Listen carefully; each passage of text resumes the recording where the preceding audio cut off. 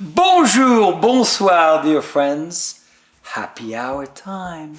We are on Wapo Hill in one of the most extraordinary days of this 2020 phenomenal new year. I'm very honored today to be with one of the most incredible young lady in the world of wine. One highly accomplished, from being born in Texas to, of course, graduating to the Master of Wine. She got that amazing accomplishment after an unbelievable music career. She's a singer, one of the most incredible singers we're very lucky to have in the world of wine. She's dazzling, she's charming, she's beautiful, she loves animals, and she's an amazing inspiration for all of you ladies who have multiple talents and who know how to package them and use them all. Are you ready to see the beautiful Vanessa Conlin? Here she is. I'm shaking of excitement because voila, she comes with bubbles. Do you see those gorgeous legs? There she is. Vanessa, bonjour. Bonjour, Jean-Charles. Thank you so much for having me. What a great honor. What an incredible pleasure. Toasting with JCB 69 together. Cheers. Ooh la la. Ooh la la. So how is it to perform La Bohème? Well, it's one We of started with the top, right? La Bohème is one of the sort of classic Italian operas. I think for a first opera, it's a great intro. It's, you know, you've got love, you have passion, you have tragedy, you have intrigue. And I think it's very relatable. It's young characters, you know, growing up in Paris, they're starving artists. And it's, I was lucky enough to be in a production on Broadway, which is unusual for opera. Normally sure. operas are performed in opera houses. But the film director, Baz Luhrmann, decided he wanted to do a stage version of it. And for me, it was, I feel very fortunate to have performed in many different opera houses, but to have the opportunity to bring opera to a larger audience was extremely meaningful to me, because I think there are many similarities actually with wine and opera in that there's seemingly or can be a high barrier to entry. And that I think often there's a misconception that you need to know something in order to enjoy it. That's right. So I loved that he was able to kind of draw in a new audience that came and thought, wow, I don't know anything about this. All I needed to know is I needed to show up and be open and be able to sort of use my senses to drink this in. So you got people into opera. I hope so. I hope so. Now, I love all forms of music. That just happens to be what I grew up with and what I have a degree in. But that's amazing. So before we go to your education, how did you get to be in opera? Because that's the highest form and one of the most difficult and challenging form of your talent being expressed. Well, I grew up in a musical family. So my father is a symphony, opera, and ballet conductor. And my mother is retired, but she was an opera singer. So I grew up hearing voice lessons in the house. You know, my childhood was spent, sitting in the rehearsal hall after school, listening to my dad conduct the orchestra. So it was kind of in my blood, but I wasn't sure if I wanted to, be a pianist. I was really interested in cello and others. But I think there's something about the human voice which I just inspires people, that people respond to. Yes. But opera specifically, you're utilizing sort of many different talents. You have to act.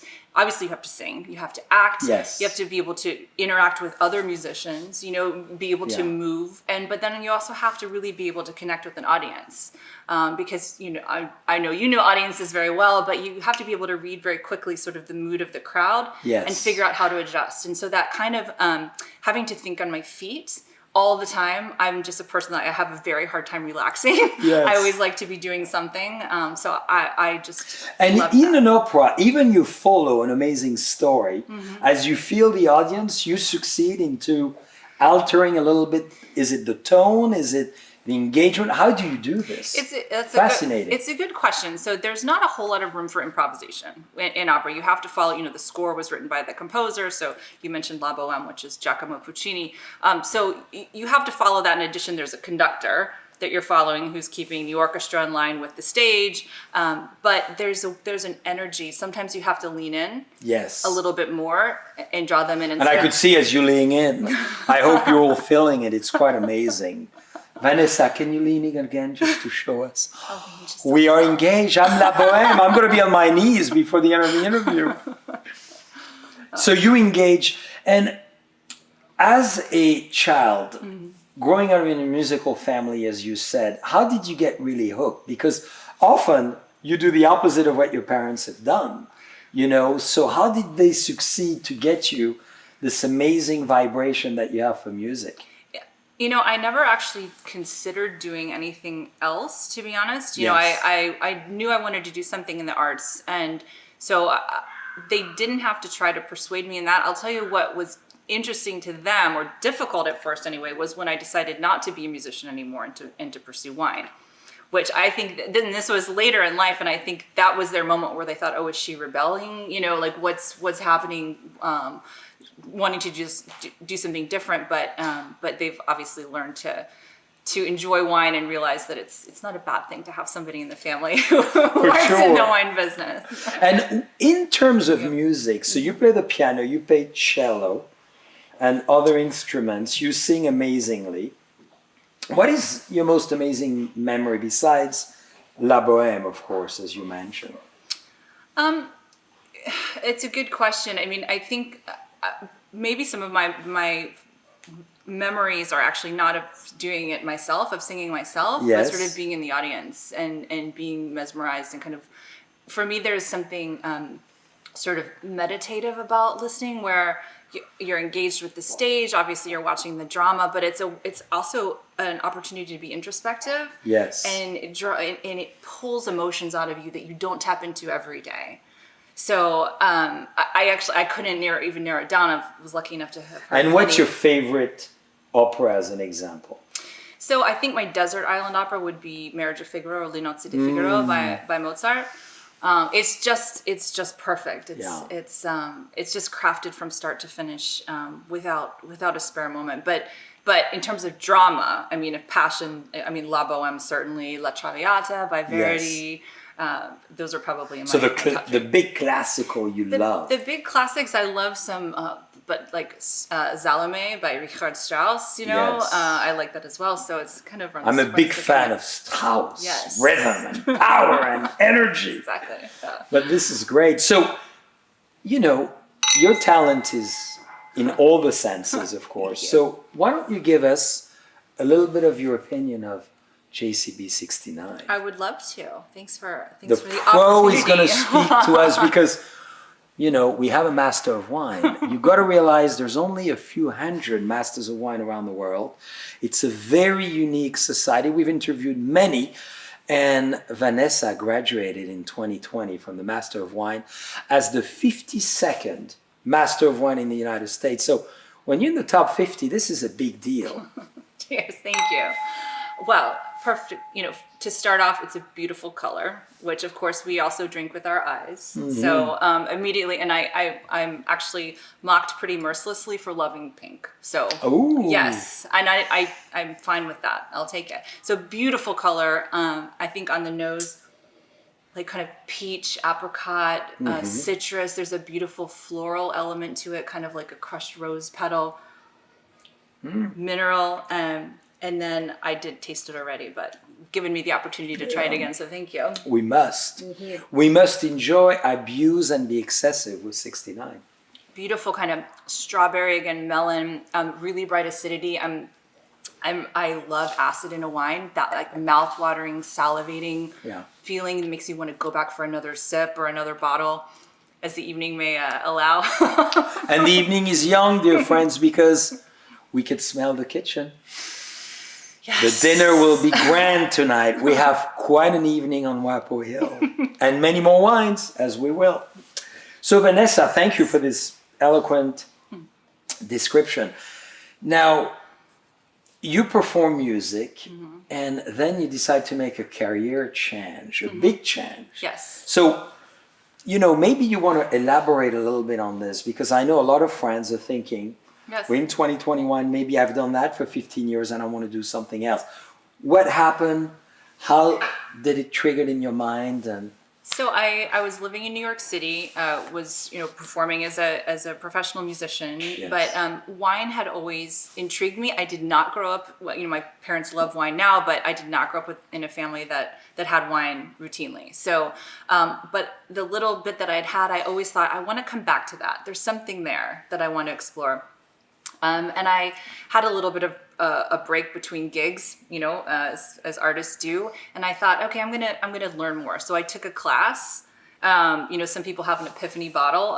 I'm just a little bit more of a dork than that. So Yes. I took a class on what kind? it was like at the new school kind of introduction to wine. Great. And I remember coming back and I had filled pages and pages of notes. And something just happened in my brain where I thought, I will never be bored again. Wow. There's so much here, and it ties so many things together. I think something that's the most beautiful about wine is the history of it, the making of it, the people. You're talking about art, religion, history, culture, chemistry, romance. That's right. It just ties all of these things together. And as much as I love music, as I mentioned earlier, I have a very hard time sort of relaxing. I want to always be working on something. And so I really felt that as a musician, I had experienced kind of as much as I needed to, and I wanted a new challenge. So I basically just completely changed careers. So you changed career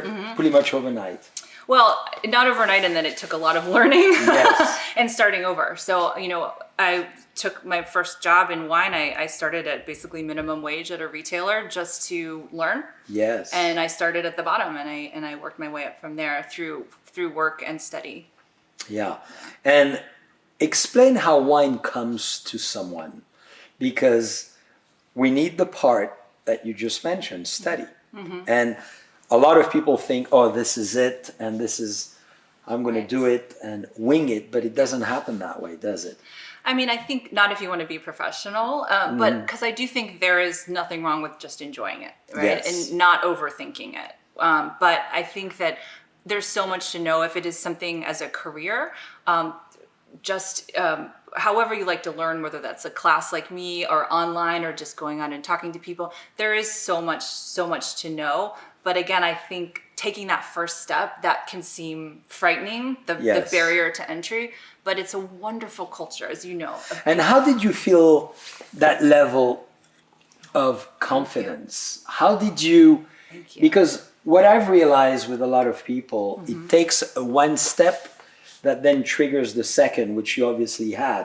What made that happen for you as an illustration for all our friends? Well, for me, it was actually putting the time in. I So see. I'm not a person that likes to fake it. I gained confidence through knowing that I had actually done the work, spent the time, and rolled up my sleeves and gone on and been vulnerable to ask questions and say, like, I don't know that. Can you tell me more That's about right. that? Which I think is one of the qualities that I admire in other people, is not being afraid to say, I don't know, but I want to. What is for you the most interesting thing that you discovered for yourself? Is it wine tasting? Is it the wine knowledge? Is it the terroir? Is it the wine making? What made you say, I want to do this forever, this is it? So all of the things that you named, but I do think that there's something fascinating about how much you can learn about a place Yes. through the glass. For me, I love blind tasting. For me, it's like a puzzle. So I love that. And, there is an element to it, which I think can seem like a party trick, like, just Yes. name whatever this zebra is. But for me, it's not that. It's actually like, what can I learn without having any preconceived notions about the brand, who made this, how much it costs, anything, where it's from, what the vintage, but just really looking at it like, I'm going to just use my senses Yes. and break this down into something that I can explain. Impressive. So why don't we do it? Do you want to demonstrate for us? Beautiful Vanessa, dear friends. She's already broken my senses, as you've noticed. So now we're gonna be guided. So Well, I happen to know what this is. you do, but So it's not exactly fair, but I'll tell you. honesty and vulnerability is very important. But I will tell you how I would approach it, Yes. if you'd like. So first thing I would do, of course, and this is a truncated version, but if I had this in front of me, I would, of course, take a look at the color, which could tell me a little bit about the maturity. It might tell me a little about how it was made. Yes. I don't spend too much time on this. If it's a red variety, I might spend a little bit more to see, is this a thinner skin variety or a thicker skin? But I will sort of notice that. And then the next thing I would do would be basically... So you go clockwise or counterclockwise? I did counter. You see, she creates chaos. She knows I'm in the glass, so she flips me around. So I'm trying to take the world, start here, and then through every Yes. observation, narrow it down. So Fantastic. everyone does this differently. I would sort of approach from, do I think this is, old world or new world? And I would base that maybe on, ripeness. I would look at, what do I think the variety is? Does it seem classic for the region, for a region is, and basically just through every observation say, well, I'm going to knock these things off the table and narrow down. So it really depended on what was in the glass. Some things take more work. Some things like, oh, this is Chardonnay, I just need to figure out where it's from. Some things are, I think it's this, but it might be this. And then there's the ones that you have literally no idea. So you narrow it down by process of elimination, of course. Yes. And then, so you arrive to the nose. Mm-hmm. I do. So it would depend on what's the most obvious. If I knew what the variety was, then I would try to take it to the region. Yes. From there. And then I would try to figure out quality level. Is this like from a classic region like Burgundy? Is it from a New World region? Is it Adelaide Hills in Australia? Yes. And knowing what I know of the climate, maybe it's of traditions of winemaking, etc. And then I'm very, for me, a key to blind tasting was what I call palate shape. Yes. So even a same variety from different region, I think feels different. It's, for me, that was the key to really blind tasting, was not just the aromas and the flavors, was understanding texture and shape. Wow. Dear friends, fascinating. Well said. Very impressive. I'm getting thirsty though. I have Yeah, to taste let's this go. wine. I've cheated already. I went inside the glass. This is your house, Jean-Charles. I'm pretty sure you can do it. Well, I'm delighted though that, you're explaining it with such discipline. You approach music and wine in a similar way. I love that. I think it's a combination of logic and senses. So That's right. It's sort of being open to an experience, whether that's taking in music and feeling something or using your senses to enjoy something in the glass. But then there's a piece to me that's also sort of, using that other side of the brain as well. Do you sing in your head when you taste a wine? Or does a wine bring you some melody of music sometimes? I think that wines absolutely can harken back to whether it's music or a place or a person or an experience. Yes. That's one of my passions about wine is it can draw you into any number of places, of feelings, of experiences. Yes. And how much do you think music changes the taste of wine? That's a great question. I actually have a friend who did a research paper on it, which I've not read yet, but I will let you know. I think I would love to see that paper. Probably does a good amount, but I would say all things around the wine experience changed. Don't you think? I mean, Totally. Who are you with? What was your mood? Are you hungry? Are you happy? Yes. All those things. So I think it can change a lot. Absolutely. Well, we did an amazing research with UC Davis for 9 months, and we came up with a tasting, the JCB wine and music tasting, which I would love to do with you one day. And dear friends, maybe we'll do a live on it, because it's striking. For me as a classical wine drinker, let's say I want a romantic moment. I may play Beethoven, Mozart, I may play Chopin. I may want to bring tranquility and peace and a certain sense of notes. And you taste the wine. The wine tastes one way, which is not necessarily the outcome you wish. And then you put, it could be John Legend, it could be Lady Gaga, it could be Rihanna, Elvis Presley, or it could be Frank Sinatra. And suddenly that Pinot, is enlightened into a different way. So, you know what I mean? It's fascinating because I've had all my life those preconceived moments. I'm going to be romantic with Vanessa. We're going to have a Pinot and I'm going to put something classical in the background of music. But it doesn't work. You see what I mean? Yes. What would be your favorite music with this wine? Oh, you mentioned Chopin. I think something like Chopin, but it has a little bit more kind of oomph to it, like Ravel. Maybe a little bit like the more. bolero. Yes. Oh, do you want to sing it for No, us? I don't. We will get her at some stage to maybe a few notes. Next time. Good start. Pavarotti trained me for a little while, at least 30 seconds online. So, Vanessa, then you took it to the extreme. You did the WSET, and then you went for the Master of Wine. Yes. I mean, it's like going to the Olympics. You know, you train as an athlete and you go for the world competition. I know you're obviously very driven and you're very goal-oriented, but describe this process and why. Because that's really the ultimate magic. Yes. Well, as you mentioned, I went all the way through the levels of the Wine and Spirit Education Trust, and I was actually fairly burnt out at the end of it, and I thought, I think I'm done. This is as far as I'm going to go.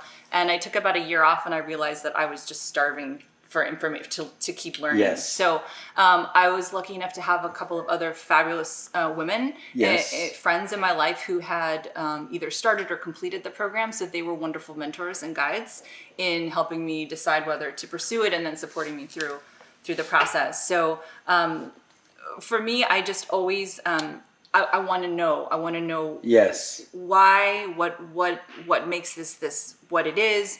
And I remember specifically, I was working for a winery at the time, running their mailing list, and I was having a conversation with the winemaker, and he started talking about pH. And I thought, I don't know what that is, but I need to know. And I just thought, I don't need to know everything. I don't need to have to be the smartest about every single topic, but I want to be able, if it's about wine, I need to know something. And what I appreciate about the Master of Wine is it's very holistic. So you have to understand, viticulture, vinification. You have to understand business, marketing, as well as blind tasting, and all kinds of other topics. So for me, it was a way to kind of have a completeness about what I was going to learn and who I wanted to be as a result. That's impressive. So how many years did it take you to complete? So it took me 4.5 That's years. quick. Many people, it could take 10 years. I know people 15 years. So, that's a very congratulations. And I want to have a toast to you and your charming husband because thank you. We know you've seen the beautiful ring, of course, just for all of you who are maybe the wrong idea. Vanessa is married with an amazing man who is performing as we speak. So tell us about your fabulous union with your great artist husband. Well, he's a pianist. He's not a singer, but his specialty is working with opera singers. So he trained, which is how we met. So he coaches them on the style, the language, everything that they need before that first step onto the stage. So yes, he is actually recording tonight in San Francisco. Otherwise, I know he'd love to be here, and he sends his regards. Well, absolutely. So, how did Vanessa get seduced by the pianist? I know we've all seen the movie The Pianist. So, would you at least give us a few hints? How did he succeed to steal that gorgeous heart that the world of wine wanted? Well, he's a very honest, sensitive, just good person, and I've never met anybody who has met him and not just loved him and wanted to hang out more. So, well, I'll drink to that. So, Vanessa, now you move west. So you were on the East Coast for a long time. So you do all those wine studies and degrees. You work with wineries, a series of them, and you move west. Is it a big decision for you? Yes, I was ready to leave New York. So I was working in Manhattan on the Upper West Side. I was the wine buyer for 2 retail shops and for a wine bar. But I had never actually been around the vineyards. Actually, spent time in wineries and vineyards. And so, Napa Valley made so much sense. It's obviously a beautiful place to live and work, but proximity to the ocean, to the mountains, to San Francisco. So I knew I wanted to be here, but, I was looking for jobs while in Manhattan out here, and I would see a listing and I would call and they'd say, okay, well, come in tomorrow afternoon. I'd say, well, I'm in New York, and it'd be like, click. So finally I got to a point one day and I thought, I'm just going to have to leap and hope that the net will appear. And so I moved out here. I did not have a job. Wow. You see, that's a true sense of adventure and entrepreneurship. And I rented a house sight unseen. So I flew out here. My husband was busy. He had a job at an opera company. So I came out by myself. I brought my cat and my laptop and an air mattress and just started looking. So, Wow, yeah. fantastic. So you work with many wineries. Yes. And now, very exciting company. So Thank you. You should tell everyone what you're doing, because I think, dear friends, this is so exciting that Vanessa is really selecting wines for one of the most, exciting, thrilling, thriving company today. So describe what you do, because this is fantastic. Well, thank you. I have my dream job, so thank you for saying that. But so the company is called Wine Access, and our mission is to connect people and place through wine. So we myself and my team, we sort of scour all corners of the earth and our backyard here in Napa for the absolute top, most inspiring wines. We're very, very selective about what that we offer, because as a wine team, we stake our reputation, is what we say, on every bottle. Yes. So everything is vetted and tasted, and we have to feel passionate about it. And then that next piece, though, is telling the story. Because as I know, Yes. Jean-Charles, there's always a story behind a great wine. That's right. And so we write original content for every wine that we offer, so that as a consumer, as a reader, you can sort of step behind the curtain and understand, not only why we love it and why we're recommending it, but the people behind it, the inspiration, everything starting from the vineyard all the way to when it lands at your door. So explain us a typical day with Vanessa, because a lot of people are fascinated. This is very exciting company, as I said, because they're on the crisp of innovation, of new technologies, of really understanding your taste and flavor. Mm-hmm. So you're going to have to finish that last little sip, because we don't spit wine in this house. We swallow everything we offered. I was thirsty, so thank you. Perfect timing. Thank you. I got saved by the thirst. So now it's JCB number 11. Cheers. Ooh la la. So we select basically 2 wines for you. Mm-hmm. As you may ask, the numbers 81. The moment I fell in love with America, I was 11 years old. And similar to you, you fell in love with wine. Mm-hmm. And number 11, because that was really the time where I really thought I understood Pinot better than ever. So that was a little late in life. Some of us have it at 6, 7, 8 years old. I waited a long time. Yeah, the right age of 11. But can we ever really know Pinot Noir? Never. It's so elusive, which is why it's so seductive. Is that right? So to be seductive, we got to be elusive. I like that. So what's a typical day for you? Because what is fascinating as well with Vanessa, she selects a lot of the wines too. Mm. So you do 20 tasting, 30, 40 a day? Sometimes more. Yes. So as I mentioned, we taste absolutely everything that we offer. So a lot of tasting, a lot of research on the wines, on the stories, et cetera. In non-COVID, that would also involve a lot of travel, which hoping that will change again soon. And as I think a lot of us have, there's also a lot of time on Zoom these days. Yes, for sure. Through either connecting with consumers or people in the trade, or talking with various wine lovers, whether they're in the industry or not. We talk to a lot of people from all walks of life. The NBA, comedians, etc. We have a podcast. Yes. So it's really all about, how can I connect, whether it's just with this glass of wine, with the consumer, or, with a celebrity, but it's all really about this thing. This is this thing that draws us together. Wine is the catalyst. It is, yes. So you mentioned your kitty cat. Yes. There's a lot of love. Yes. For those little 4 legs of yours. And I know you dedicate a lot of your time for amazing charities. Thank you. Dealing with animals. So I want to toast to that, because I know you do as well. For sure. So cheers to you, and thank you for your involvement in that.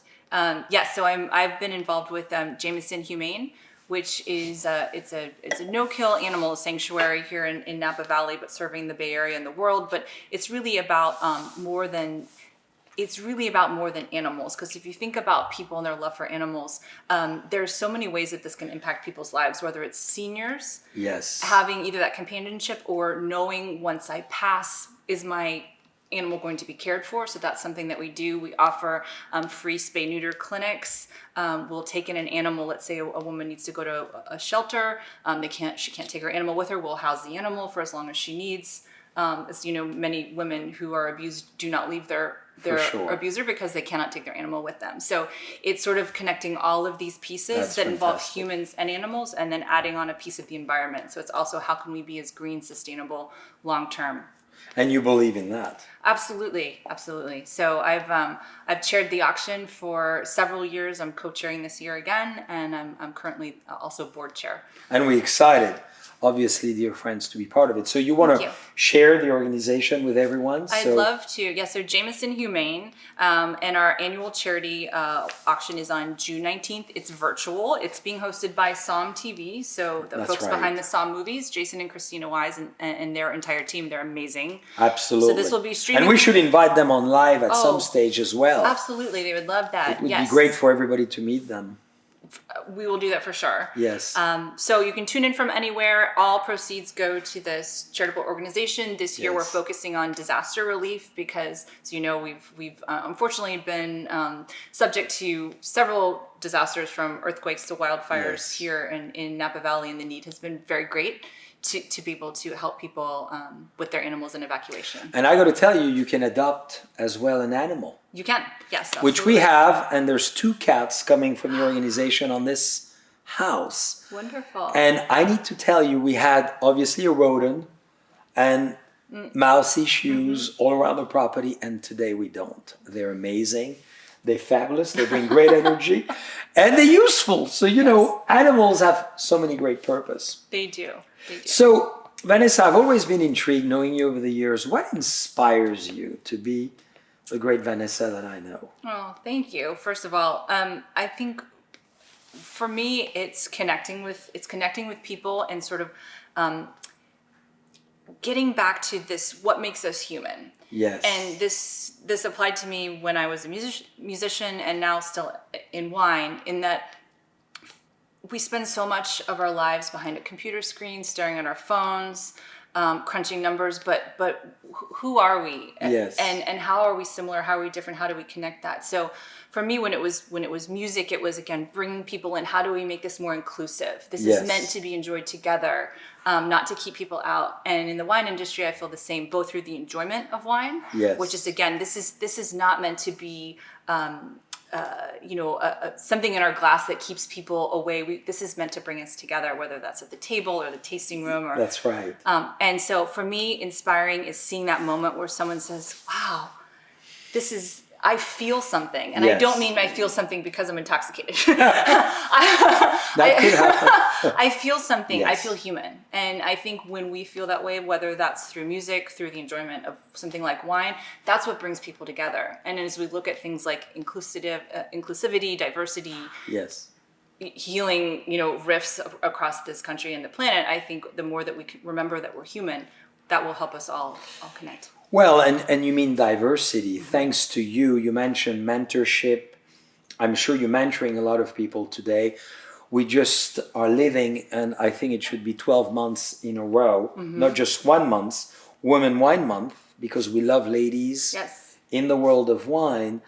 It's so important. Do you think you've succeeded yet to bring a lot of ladies in the world of wine? You've been inspired by 2 great ladies, you mentioned them. Yes. And you're playing your role now to bring ladies into the world of wine? I hope so. That's certainly my intention. I think that there's a lot of work to be done in that regard. But again, just to go back to the Master of Wine, one thing that I do appreciate about that program is that it is anonymous. Yes. So when I submitted all of my exams, I was a number. The examiners, I didn't know who they were. They don't know me. They don't know my age, my gender, my race, how old I am, what I was wearing that day. So in that sense, that program to me is a great leveler.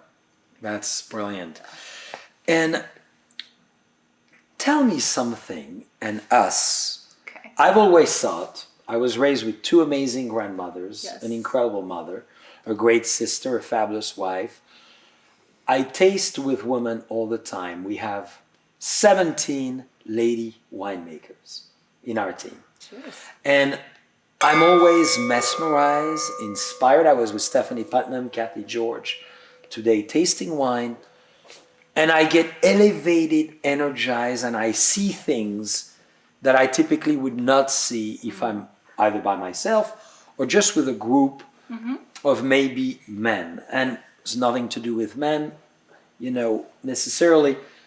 Tell us why and give us maybe your true vision of why women are so good at wine tasting. Well, women are good at many things. Everything, including of course. Wine tasting. I'm on my knee now. You see, she succeeded. I know that there's science and there's studies that say that women actually have an elevated sense of smell and taste. But I honestly, I can't say that it's because of gender. I think it's actually a personal, like a willingness to be vulnerable in a way, to be able to speak. Like, I'm not going to be judged for saying what I think about this. It's important just to say what I'm actually tasting, feeling, thinking. So for me, I just think that it's not that necessarily there's a hidden talent behind the gender, but it's just that as we have more women in the wine industry, we're understanding that their voices and their knowledge can only benefit the industry as a whole. What do you think that benefit is?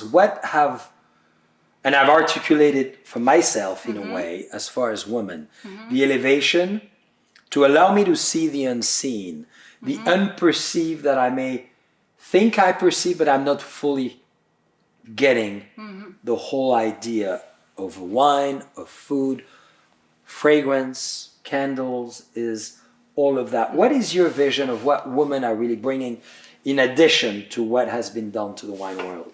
Well, I think they're bringing, half of the world's knowledge with them. So, why, if we're only speaking amongst the same types of people, the same groups of people, you're closing off to a tremendous amount of collective experience and ideas and creativity. So I think, like the same thing as with race, it's important to hear all voices because collectively we're stronger than alone. Of course. So, on that note, what is for you as a woman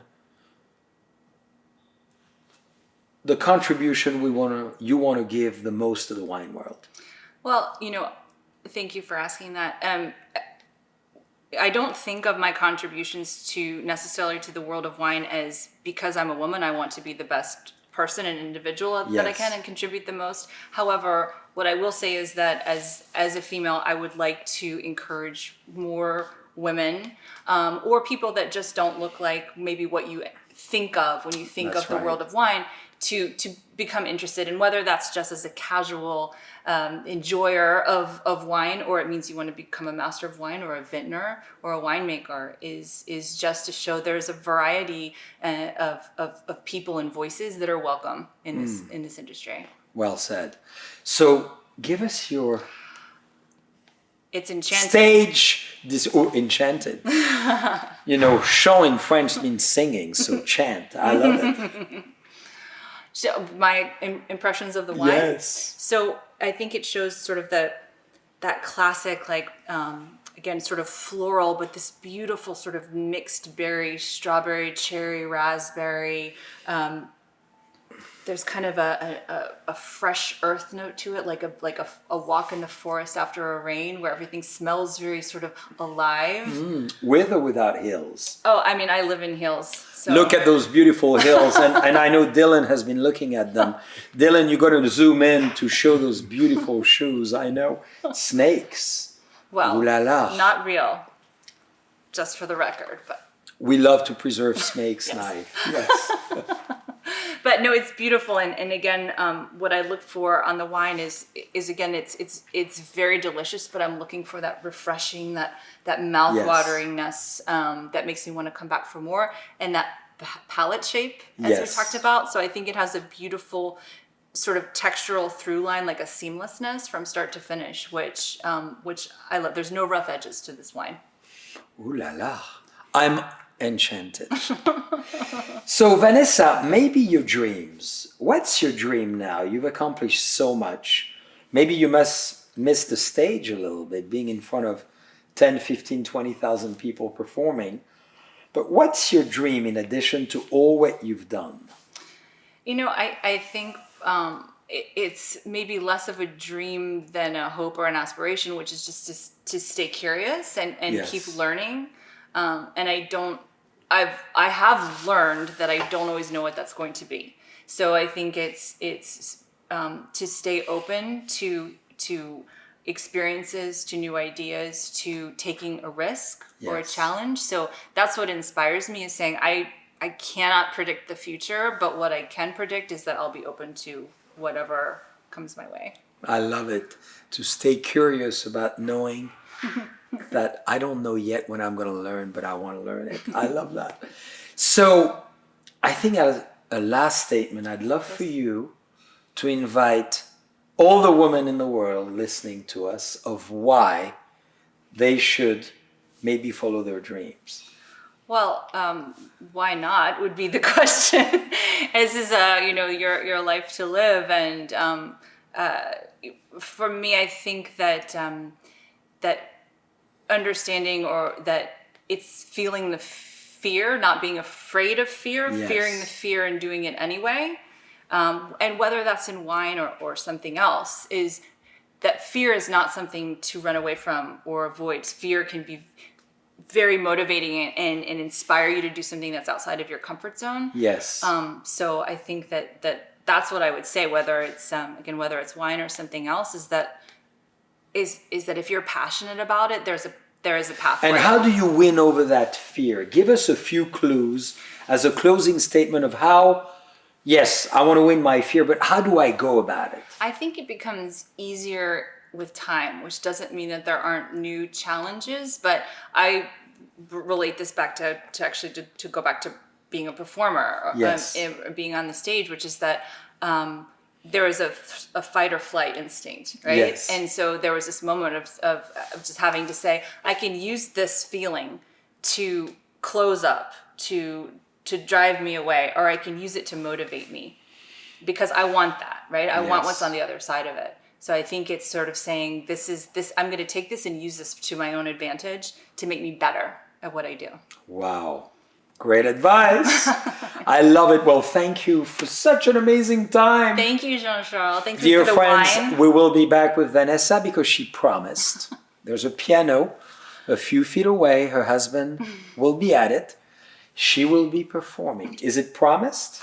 It's promised, as long as you'll pour me more beautiful wine. That I will do, and I'll dress in pink. Okay. Now I know how to dress. Cheers. Thank you. Vanessa, thank you. Master of Wine, Wine Access. Vanessa, the famous opera singer, and now the Master of Wine. Thank you.